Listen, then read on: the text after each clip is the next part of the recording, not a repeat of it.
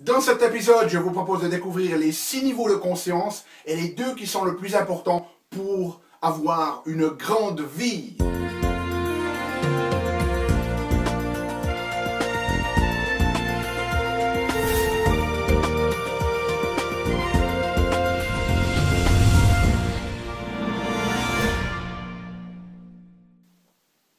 Parce que la vie est bien trop magique pour être petite et que nous avons tous besoin d'une prescription pour grandir en conscience et faire que nos rêves dévorent notre vie. Bonjour, je suis le Dr Yannick Pauly, bienvenue à un nouvel épisode d'une grande vie. Et comme toujours dans ces épisodes, je vous propose des conseils pratiques que vous pouvez mettre en place immédiatement pour améliorer notre conscience, qu'elle soit d'ordre physique, émotionnel, psychologique ou spirituel, parce que c'est cette conscience qui est au cœur de notre évolution en tant qu'être humain et d'une vie pleinement vécue. Alors, dans cet épisode, j'aimerais vous proposer un modèle sur la conscience, et c'est quelque chose de très très important, et on va lier ça à quelque chose de très pratique sur la manière dont la conscience affecte en fait notre cerveau et la capacité à mieux faire face aux demandes de la vie. Alors ce modèle, il est issu des travaux de 2 scientifiques, les docteurs Andrew Newberg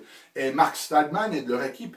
Et ces scientifiques, ce sont des neuroscientifiques en fait, qui étudient un nouveau domaine des neurosciences qu'on appelle les neurosciences contemplatives. Et essentiellement, les neurosciences contemplatives, ce qu'ils font, c'est qu'ils étudient comment fonctionne le cerveau de personnes qui régulièrement entrent en contemplation ou en méditation et comment leur cerveau fonctionne ou est structuré différemment des personnes qui ne font pas de méditation.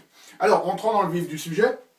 Nous allons commencer par la base. J'ai mis une forme de pyramide, ça veut dire que ces consciences, elles, finalement, dépendent les unes des autres. Et la première, ici, c'est ce que l'on appelle la conscience instinctive. Et une des raisons pour laquelle je l'ai aussi mis à la base, et que vous voyez qu'elle est assez grosse, c'est que cette conscience instinctive, elle va toucher finalement tous les règnes. En tout cas, c'est sur le règne humain, le règne animal, mais aussi, il y a des études scientifiques qui suggèrent le règne végétal, et peut-être même, à quelque part, on pourrait argumenter sur le règne minéral. Mais c'est quoi cette conscience instinctive? C'est simplement la capacité d'un organisme à répondre à son environnement. Si on prend une cellule et qu'on le met dans un environnement, si dans cet environnement il y a une partie nutritive, cette cellule elle va sentir ça, elle va être consciente de ça à un certain niveau, et puis elle va s'approcher de cet endroit nutritif. Par contre, si on met des toxines dans son environnement, elle va sentir ça et elle va s'en éloigner. Donc, un niveau le plus fondamental, ce premier niveau de conscience, c'est notre capacité à ressentir l'environnement et à créer une réponse adaptée. On le voit aussi chez les animaux. Je me souviens d'avoir vu avec ma femme un reportage. Et c'était absolument dingue de voir comment des lions attaquaient un jeune buffle et tous les autres buffles se sont réunis ensemble et ont commencé à charger sur le groupe de lions pour sauver ce jeune buffle. Et bien évidemment, c'est une conscience qui se fait au niveau instinctif. Ils ne sont pas là du genre, ils prennent leur téléphone portable et on attaque un jeune buffle, développant une stratégie militaire pour attaquer les lions. Non, ça se fait spontanément, instinctivement. Donc ça nous permet de faire face finalement à un niveau émotionnel. Quelque part, ça engage nos émotions pour faire face à notre environnement. À partir de là, en fonction de nos expériences de vie, on va mémoriser un certain nombre d'expériences et on va entrer dans ce qu'on appelle la conscience habituelle. Donc, on a un certain nombre de programmes dans notre système nerveux basés sur nos vieilles expériences qui vont nous faire réagir. C'est-à-dire que lorsque l'on se trouve dans une situation, on ne commence jamais sur la base d'une page blanche. Notre système nerveux va aller chercher des vieux schémas, des vieux programmes qui nous ont servi dans le passé. Maintenant, le problème, c'est que ça nous sort du moment présent. Et ça ne veut pas dire nécessairement que ces anciens programmes, ils sont utiles pour la situation actuelle. Donc, lorsque l'on apprend, on va teinter nos expériences émotionnellement. On va dire, ok, ça c'était une bonne réponse, ça c'était une mauvaise réponse. Et à chaque fois qu'on se trouve dans une nouvelle situation, maintenant, on va finalement agir ou réagir sur la base de ce qui a été fait dans le passé. Et ça, c'est pas quelque chose de bon parce que, comme je l'ai dit, ces anciens schémas peut-être ne nous servent plus. Donc, c'est finalement la formation des habitudes où on fait les choses de manière automatique. Le matin, on se lève, on brosse nos dents, on n'y pense même pas. Parfois, ça peut être peut-être même déjà arrivé. Hein, vous allez au travail, vous l'avez fait des milliers de fois, vous entrez dans votre voiture et puis vous vous retrouvez au travail et puis vous n'avez même plus conscience de par où vous êtes passé parce que vous pensez à autre chose, mais vous l'avez fait automatiquement. Alors le problème à ce niveau-là aussi, c'est que neurologiquement, on a une préférence neurologique pour le négatif. C'est-à-dire que dans l'évolution de la survie humaine, c'est toujours important de savoir que si on se trouve dans une situation qui est potentiellement dangereuse, notre corps, lui, va réagir pour nous préparer à ça. Imaginez que vous baladez dans la forêt, que vous voyez un truc un peu long par terre, ah, la première préférence neurologique, c'est d'imaginer qu'il y a un danger. Ah, c'est peut-être un serpent. Donc, on va verrouiller notre corps, on va entrer en stress, on va entrer en mode bêta au niveau de nos ondes cérébrales, et ce qui n'est pas un état créatif pour pouvoir faire face à cette situation de danger. Et puis ensuite, je vois, ah non, c'est une branche d'arbre, je peux me détendre. Mais d'un point de vue de la survie, on ne peut pas prendre le risque, neurologiquement parlant, de se dire, ah, ça doit être une branche, d'aller marcher dessus, c'est un serpent, il nous attaque, il nous mord, et on meurt. Okay, donc on a une préférence neurologique pour l'aspect négatif, si vous voulez, des choses. Ensuite, au niveau, une fois qu'on a passé ce niveau habituel, eh bien on va pouvoir entrer dans la conscience suivante, qui est ce qu'on appelle la conscience intentionnelle, ou que l'on appelle aussi parfois décisive, à partir de décision. Et ça, c'est... tout tombe. Ok, j'espère que vous pouvez continuer de voir ici. Petit problème technique, c'est pas grave, on continue. Donc, dans cette conscience intentionnelle, ben, c'est essentiellement la conscience que l'on utilise dans la vie de tous les jours. Okay, c'est lorsque l'on focalise son attention sur un problème, lorsqu'on réfléchit, lorsqu'on engage notre mémoire de travail, hein, qu'on doit utiliser, maintenir des informations en mémoire pour pouvoir les traiter, et puis surtout lorsque l'on prend des décisions. Donc, c'est à ce niveau-là que l'on fonctionne essentiellement dans la vie de tous les jours. Cette conscience intentionnelle, eh bien, ce qu'elle va faire, c'est qu'elle va nous permettre aussi de changer parfois nos habitudes, parce qu'elle va nous permettre de focaliser notre attention au travers d'un effort et de volonté pour changer ses habitudes, mais ce n'est pas la meilleure manière de se transformer parce que c'est extrêmement coûteux. Notre volonté, ce n'est pas quelque chose qui est illimité. Okay? Elle va fatiguer au bout d'un moment et elle a besoin de se régénérer. Donc il y a d'autres niveaux de conscience qui sont beaucoup plus efficaces pour la transformation. Le niveau suivant, ensuite, c'est ce qu'on appelle la conscience imaginative libre. Et ce qui est très intéressant neurologiquement, pendant très longtemps, ben, on a pensé que quand on est dans cette conscience intentionnelle, qu'on se concentre, qu'on se focalise, bien, au bout d'un moment, elle va aussi fatiguer. Et quand cela fatigue, ben, on va entrer plus ou moins dans la rêvasserie. Okay? C'est-à-dire que tout d'un coup, on laisse vaquer nos pensées, si vous voulez. Et pendant très longtemps, au niveau neurologique, on pensait que lorsqu'on entre dans cette conscience imaginative libre, lorsqu'on rêvasse, lorsqu'on laisse nos pensées déambuler comme ça, on pensait que le système nerveux, ben, finalement, diminuait son activité. Mais en fait, on a découvert que non, le système, il est très dynamique, il s'active même encore plus à ce niveau-là qu'au niveau intentionnel. Donc ça fait partie de cette nécessité de la vie de tous les jours, qui est une fois qu'on a focalisé notre attention, au bout d'un moment, il faut aussi laisser tourner le système. Et c'est à partir de cette conscience-là qu'on entre dans la créativité, qu'on entre dans l'imagination, ce qui nous permet de sortir des nouvelles solutions par rapport aux défis de la vie de tous les jours. Alors, dans notre vie de tous les jours, eh bien, nous, on va essentiellement, la plupart des gens vont osciller entre ces trois consciences, c'est-à-dire entre nos automatismes habituels, okay, entre notre attention focalisée, notre réflexion, nos pensées, et puis entre cette forme de rêvasserie, bien que certaines personnes ne se permettent vraiment pas de trop entrer dans ce niveau-là. Et pourtant, ce niveau, il est extrêmement important, cette conscience imaginative libre, parce qu'il va nous ouvrir la porte à un cinquième niveau, et c'est le niveau de la conscience consciente. Okay? Ce qu'on pourrait aussi appeler pleine conscience.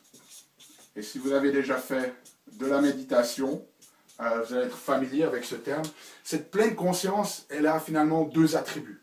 Un, il va falloir être vraiment dans un état de relaxation. On ne peut pas être dans un état de tension pour accéder à cette conscience consciente.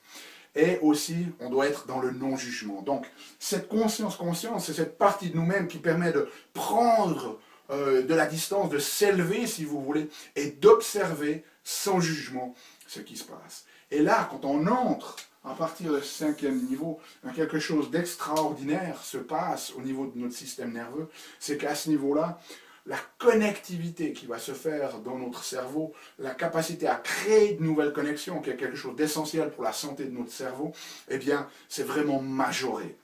En fait, il y a des études qui montrent que le simple fait de pratiquer des exercices de pleine conscience, que ce soit au travers de la méditation ou par d'autres, 12 minutes pendant 8 semaines, ça augmente de manière dramatique la manière dont notre cerveau se connecte.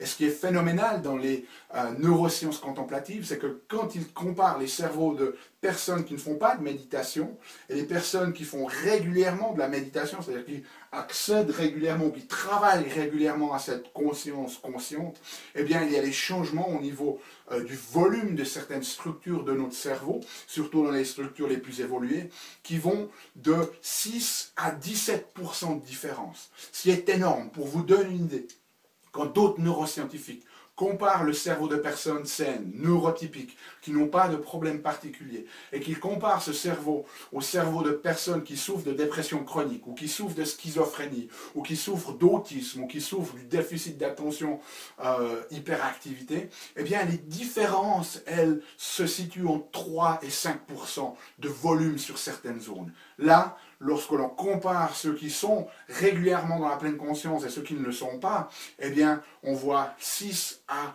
17% de volume, ce qui est majeur. Donc ça vous donne une idée de la dimension à laquelle cette pleine conscience, elle change la structure de notre cerveau. Alors ces 5 premiers niveaux, c'est essentiellement des niveaux qui sont acceptés au niveau neuroscientifique dans ces sciences. Et par contre, Newberg et Waldman, eux, proposent un 6e niveau sur la base de leur expérience qu'ils appellent la conscience transformative. La conscience transformative. Et cette conscience transformative-là, eh bien, c'est un petit peu l'état qu'on pourrait appeler d'expérience mystique, d'illumination, où tout d'un coup, certaines personnes ont accédé à un niveau de connaissance qui leur ont fait comprendre et intégrer la manière dont l'univers fonctionne au-delà de la forme, c'est-à-dire de percevoir ce qui se cache derrière la dimension physique du monde. Et les personnes qui atteignent régulièrement cette conscience transformatique, quelque chose de phénoménal se passe au niveau de leur cerveau. Dans notre cerveau, alors je vais le faire en schéma ici, okay, on a des zones ici qu'on appelle le thalamus. Et le thalamus, c'est essentiellement des zones relais des informations. Alors, on a des noyaux dans ce thalamus et on en a de chaque côté. Un noyau de chaque côté. Et lorsqu'on fait des imageries cérébrales chez le commun des mortels, eh bien, on voit que ce thalamus, il est actif, la même chose, des deux côtés. Que ce soit dans la journée, lorsqu'on est soumis à des stimulus, ou pendant la nuit, lorsqu'on dort, on a une activation qui est la même des deux côtés de notre cerveau. Et chez les personnes qui entrent régulièrement dans cette pleine conscience et cette conscience transformative, ce que Newberg et Waldman ont découvert, c'est que ces gens-là, ils développent une asymétrie thalamique. Ce qui veut dire qu'un côté de leur thalamus devient plus actif que l'autre. Et finalement, ce que cela veut dire, c'est qu'on a cette réalité, ce que l'on perçoit comme la réalité, cette réalité physique, mais en fait, derrière cette réalité se cache quelque chose d'autre, un ordre impliqué, un ordre divin, si vous voulez. Et le plus vous êtes dans le sensoriel, le plus vous activez votre thalamus, qui est ces relais sensoriels, si vous voulez, mais le plus vous sortez de cette réalité, entre guillemets, et que vous entrez dans l'actualité, ce qui est vraiment, ce qui se cache derrière la forme, eh bien, le moins l'un des deux thalamus devient actif. C'est-à-dire que finalement, une partie de nous-mêmes devient moins fortement neurologiquement câblée à cette réalité sensorielle du monde, qui n'est en fait qu'une illusion, et le plus elle devient connectée avec ce qui se cache derrière la forme. Et là, on n'est pas dans une forme d'illusion ou d'illusion ou de choses comme ça. C'est vraiment que cette nouvelle dimension prend de plus en plus une réalité. Elle devient une réalité finalement de plus en plus forte dans la vie quotidienne. Et j'aimerais juste vous lire une citation de Newberg qui dit ainsi: « Le plus nous mettons notre attention sur Dieu, donc ce monde impliqué, ce qui se cache derrière cette forme, le plus Dieu est ressenti comme quelque chose de réel. Mais cette réalité n'est pas symétrique. En fait, Dieu est perçu de manière asymétrique, ce qui revient à dire que la réalité de Dieu est ressentie différemment que celle de nos perceptions de la vie de tous les jours. » Donc finalement, ces gens qui développent cette pleine conscience et qui ont accès à cette conscience transformative, eh bien ils vivent dans deux mondes finalement. Le monde réel, qui est une illusion, mais ils ont aussi accès à ce qui se cache derrière la forme. Et ça leur permet d'intégrer ces deux mondes et d'avoir une perception complètement différente. Et en changeant cette perception, eh bien on peut changer nos habitudes de vie de manière spontanée, sans effort. On n'a plus besoin de cette volonté qui est une capacité limitée, mais ça se transforme spontanément. Et à partir de là, quelque chose naît qui est de l'ordre d'au-delà même encore d'une grande vie.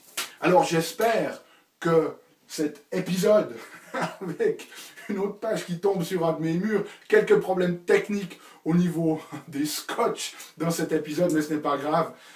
On va s'en souvenir, ça va être peut-être d'autant plus marquant parce que je pense que c'est un épisode très très important pour comprendre ces niveaux de conscience et que c'est important pour nous de mettre de la valeur, de dédier du temps au développement au moins de ce niveau de pleine conscience, de ne pas rester pris dans ces trois niveaux de conscience ici, mais d'aller développer cette pleine conscience pour, pourquoi pas, un jour atteindre le niveau de cette conscience transformative. Okay?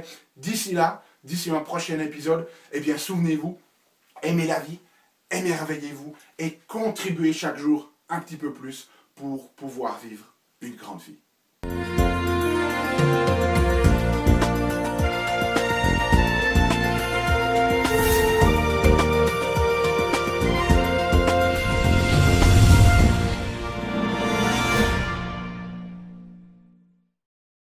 Salut, c'est Yannick. Alors, t'as aimé cet épisode? Sais-tu que tu peux rester connecté et même approfondir le sujet en faisant trois choses? La première, tu peux t'inscrire à mon compte YouTube. De cette manière, tu vas recevoir, tu seras informé des prochains épisodes. La deuxième chose que tu peux faire, c'est approfondir le sujet grâce à ce DVD, les 7 clés d'une grande vie. Il est complètement gratuit. C'est le DVD d'un atelier que j'ai fait de 2 heures environ qui explique les bases de la méthodologie et qui vous donne des exercices pratiques dans la méthodologie Une grande vie. Donc il est gratuit. Tout ce que tu as à faire, c'est cliquer sur le lien. Et troisième chose, eh bien, je t'invite à me rejoindre sur mon blog où tu trouveras la transcription de cet épisode et aussi où tu peux t'inscrire, laisser ton email afin que je puisse t'envoyer les prochains épisodes. Donc tout ce que tu as à faire, c'est à cliquer en choisissant sur le menu qui apparaît sur cette vidéo. Donc clique le lien qui te convient, clique les trois si tu veux. Et puis surtout, moi, je t'invite vraiment à recevoir ce DVD puisqu'il est gratuit. À bientôt.